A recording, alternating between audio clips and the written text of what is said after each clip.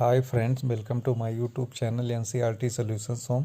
आज हम कक्षा 7 की पाठ्य पुस्तक बसंत भाग 2 के पाठ 15 नीलकंठ के प्रश्नोत्तर और सारांश का अभ्यास करेंगे। तो शुरू करते हैं आज की अपनी वीडियो। प्रश्न संख्या 1, मोर मोरनी का नाम किस आधार पर रखे गए? उत्तर, नीली गर्दन के कारण मोर का नाम नीलकंठ व मोरनी सदा उसकी छाया के समान उसके साथ रहने के कारण उसका नाम राधा रखा गया। प्रश्न संख्या 2, जाली के बड़े घर में पहुंचने पर मोर के बच्चों का किस प्रकार स्वागत हुआ? उत्तर, मोर के शौकों को जब जाली के बड़े घर में पहुंचाया गया तो दोनों का स्वागत ऐसे किया गया जैसे नववधू के आगमन पर किया जाता है। लक्का कबूतर नाचना छोड़कर उनके चारों ओर घूम घूम कर गुटुरगू करने लगा। बड़े खरगोश गंभीर भाव से कतार में बैठे उन्हें देखने लगे। छोटे खरगोश उनके आसपास उछल कूद मचाने लगे। तोते एक आंख बंद करके उन्हें देखने लगते हैं। प्रश्न संख्या 3, लेखिका को नीलकंठ की कौन कौन सी चेष्टाएं बहुत भाती थी? उत्तर, नीलकंठ देखने में बहुत सुंदर था। वैसे तो उसकी हर चेष्टा ही अपने आप में आकर्षक थी, लेकिन महादेवी की निम्न चेष्टाएं अत्यधिक भाती हैं। गर्दन ऊंची करके देखना, विशेष भंगिमा के साथ गर्दन नीची करके दाना चुगना, पानी पीना, गर्दन को टेढ़ी करके शब्द सुनना, मेघों की गर्जन ताल पर उसका इंद्रधनुष के गमछे जैसे पंखों को मंडलाकार बनाकर तन्मय नृत्य करना, लेखिका के हाथों से होले होले चने उठाकर खाते समय उसकी चेष्टाएं हंसी और विस्मय उत्पन्न करती थीं। प्रश्न संख्या 4, इस आनंदोत्सव की रागिनी में बेमेल स्वर कैसे बज उठा? वाक्य किस घटना की ओर संकेत कर रहा है? उत्तर, इस आनंदोत्सव में रागिनी के बेमेल स्वर कैसे बज उठा, यह वाक्य उस घटना की ओर संकेत कर रहा है जब लेखिका ने बड़े मियाँ से एक अधमरी मोरनी खरीदी, उसे घर ले आई, उसका नाम कुब्जा रखा। उसे नीलकंठ और राधा का साथ रहना नहीं भाया। वह नीलकंठ के साथ रहना चाहती थी, जबकि नीलकंठ उससे दूर भागता था। कुब्जा ने राधा के अंधे तोड़कर बिखेर दिए, जिससे नीलकंठ की प्रसन्नता का अंत हो गया, क्योंकि राधा से दूरी बढ़ गई थी। कुब्जा ने नीलकंठ के शांतिपूर्ण जीवन में ऐसे ही कोहराम मचाया कि बेचारे नीलकंठ का अंत हो गया। प्रश्न संख्या 5, बसंत ऋतु में नीलकंठ के लिए जाली घर में बंद रहना असहनीय क्यों हो जाता था? उत्तर, नीलकंठ को फलों के वृक्षों से अधिक पुष्पित और पल्लवित वृक्ष भाते थे। इसलिए जब बसंत में आम के वृक्ष मंजीरियों से लद जाते और अशोक लाल पत्तों से ढक जाता तो नीलकंठ के लिए जाली घर में रहना असहनीय हो जाता, तो उसे छोड़ देना पड़ता। जाली घर में रहने वाले सभी जीव एक दूसरे के मित्र बन गए थे, पर कुब्जा के साथ ऐसा संभव क्यों नहीं हो पाया? उत्तर, जाली घर में रहने वाले सभी जीव जंतु एक दूसरे के मित्र बन गए थे, पर कुब्जा के साथ ऐसा संभव नहीं हो पाया, क्योंकि कुब्जा किसी से मित्रता करना नहीं चाहती थी। वह सबसे लड़ती रहती थी। उसे केवल नीलकंठ के साथ रहना पसंद था। वह किसी और को उसके पास नहीं जाने देती थी। किसी को उसके साथ देखते ही वह चोंच से मारना शुरू कर देती थी। प्रश्न संख्या 7, नीलकंठ ने खरगोश के बच्चे को सांप से किस तरह बचाया? इस घटना के आधार पर नीलकंठ के स्वभाव की विशेषताओं का उल्लेख करिए। उत्तर, एक बार एक सांप पशुओं के जाली घर के भीतर आ गया। सब जीव जंतु इधर उधर भाग छिप गए, परंतु एक शिशु सांप खरगोश सांप की पकड़ में आ गया। सांप ने उसे निगलना चाहा और उसका आधा पिछला शरीर मुंह में दबा लिया। नन्हा खरगोश धीरे धीरे चूं चूं कर रहा था। सोए हुए नीलकंठ ने जब यह कुर्दन सुना तो वह झट से अपने पंखों को समेटता हुआ झूले से नीचे आ गया। अब उसने बहुत सतर्क होकर सांप के फन के पास पंजे से दबाया, फिर अपनी चोंच से इतने प्रहार किए कि वह अधमरा हो गया और फन की पकड़ ढीली होते ही खरगोश का बच्चा मुख से निकल गया। इस प्रकार नीलकंठ ने खरगोश के बच्चे को सांप से बचाए। इस घटना के आधार पर नीलकंठ का स्वभाव निम्न विशेषताएं उभर कर आती हैं। सजगता और सतर्कता। जाली के ऊंचे झूले पर सोते हुए भी उसे खरगोश की करुण पुकार सुनकर यह शक हो गया कोई प्राणी कष्ट में है।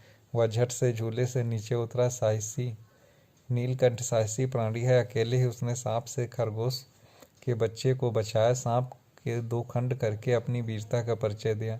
दक्ष रक्षक। सांप को मौत के मुंह से बचाकर नीलकंठ ने यह सिद्ध कर दिया वह दक्ष रक्षक है। उसके रहते किसी प्राणी को भय न था। दयालु। दयालु प्रवृत्ति का होने के कारण वह खरगोश के बच्चे को सारी रात अपने पंखों में छिपाकर ऊष्मा देता रहा। निबंध से आगे।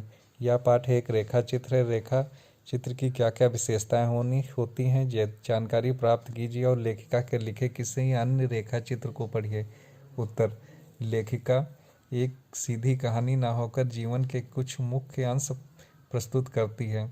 यह एक सीधी सादी कहानी नहीं होती, बल्कि संपूर्ण जीवन की छोटी बड़ी घटनाओं का समावेश होता है। रेखा चित्र में भावनात्मकता और संवेदना होती है। ये अत्यंत स्वाभाविक और सरल होते हैं, इनमें बनावट लेस मात्र भी नहीं होती। अन्य रेखाचित्र महादेवी की संग्रह से पढ़िए। अनुमान और कल्पना। निबंध में आपने ये पंक्तियां पढ़ी: मैं अपने साल में लपेटे उसे संगम ले गई। जब गंगा के बीच धार में उसे प्रभावित किया, तब उसके पंखों की चंद्रमा से बिंबित प्रतिबिंब होकर गंगा का चौड़ा पाट एक विशाल मयूर के समान तरंगित हो उठा। इन पंक्तियों में एक भाव चित्र है। इसके आधार पर कल्पना कीजिए और लिखिए: मोर के पंख की चंद्रिका, गंगा की लहरों में क्या क्या समानताएं हैं लेखिका ने देखी होंगी, जिसके कारण गंगा का चौड़ा पाट एक विशाल मयूर पंख के समान तरंगित हो उठा। उत्तर: जब गंगा के बीच धार में नीलकंठ को प्रभावित किया गया, तब उसके पंखों की चंद्रमा से बिंबित प्रतिबिंबित होकर गंगा का चौड़ा पाट एक विशाल मयूर के समान तरंगित हो उठा। गंगा और यमुना के श्वेत श्यामल जल का मिलन प्रातः काल के सूर्य की किरणों से जब सतरंगी दिखाई देता है, तो दूर दूर तक किसी मयूर के नृत्य का दृश्य प्रस्तुत करता है, जो अत्यंत लुभावना और वह मनमोहक होता है। गंगा की लहरों के हिलने डुलने से मोर के पंखों की थिरकन का आभास होता होगा। प्रश्न संख्या 2, नीलकंठ की नृत्य भंगिमा को प्रस्तुत करें।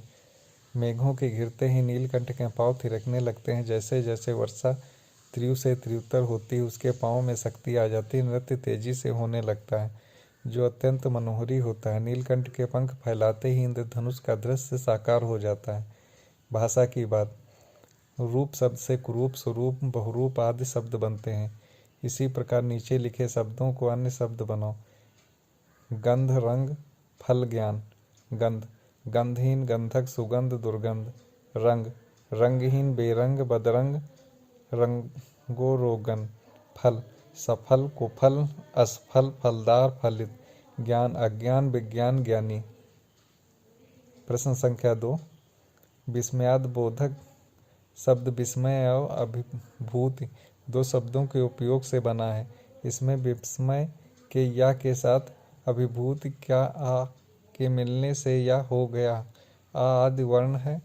ये सभी वर्ण ध्वनियों में व्याप्त हैं। व्यंजन वर्गों में इसके योग के स्पष्ट रूप से देखा जा सकता है, जैसे का, आ, का इत्यादि।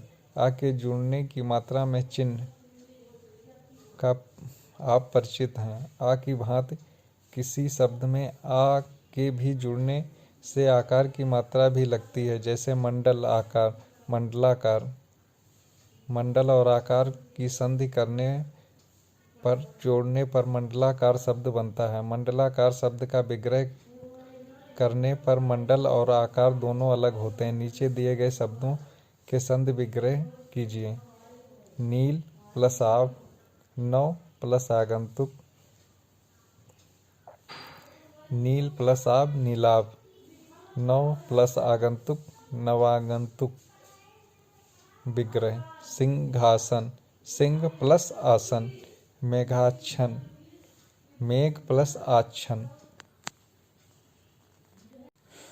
एक बार लेखिका अतिथि को स्टेशन पहुंचाकर लौट रही थी, तो बड़े मियाँ चिड़िया वाले के यहाँ से मोर मोरनी के 2 बच्चे ले आई।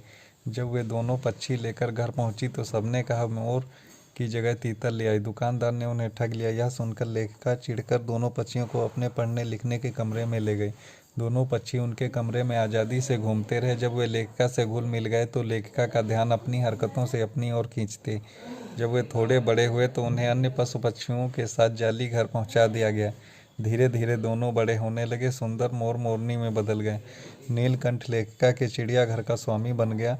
जब कोई पक्षी मोर की बात नहीं मानता, तब मोर उसे अपनी चोंच के प्रहार से दंड देता है। एक बार एक सांप ने खरगोश के बच्चे को मुंह में दबा लिया था।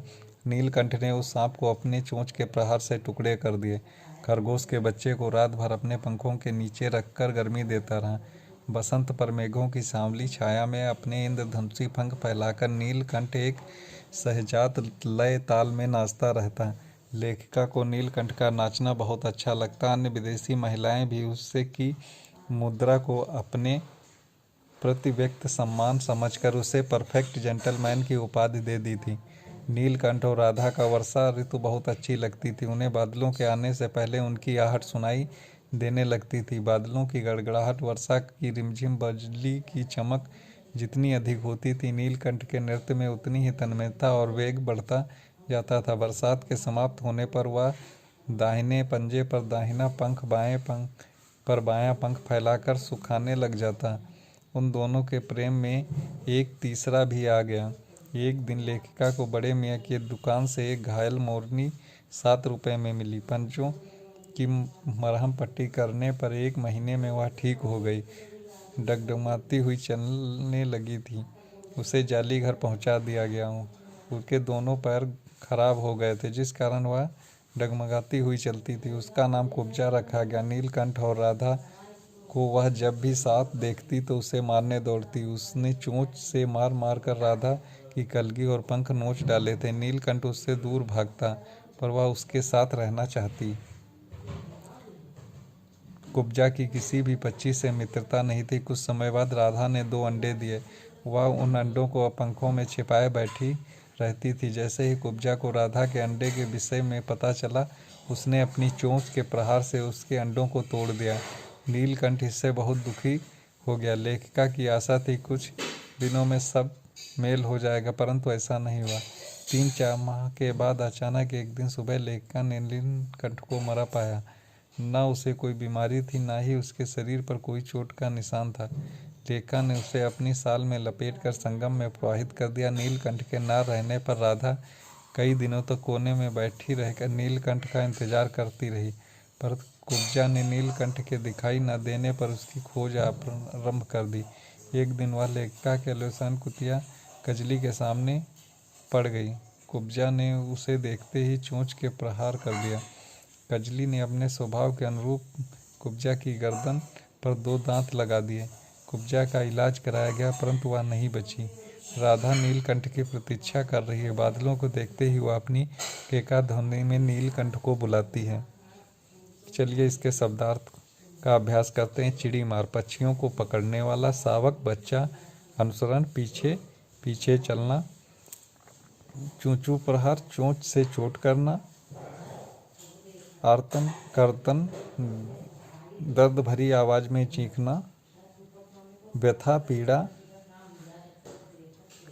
अभिभूत, प्रकट करना। नवागंतुक, नया नया आया। मार जारी, मादा बिल्ली। सघन, बहुत घनी। दीप्त होना, चमकना। श्याम, काली। प्यारे दोस्तों, इस वीडियो को अपने दोस्तों तथा अपनी कक्षा के सहपाठियों के साथ ज़्यादा से ज़्यादा मात्रा में शेयर करें तथा हमारे चैनल NCERT सॉल्यूशंस होम को सब्सक्राइब करना ना भूलें। पास वाले बेल आइकॉन को भी प्रेस कर दें, जिससे आप सभी को लेटेस्ट नोटिफिकेशन प्राप्त होता रहे।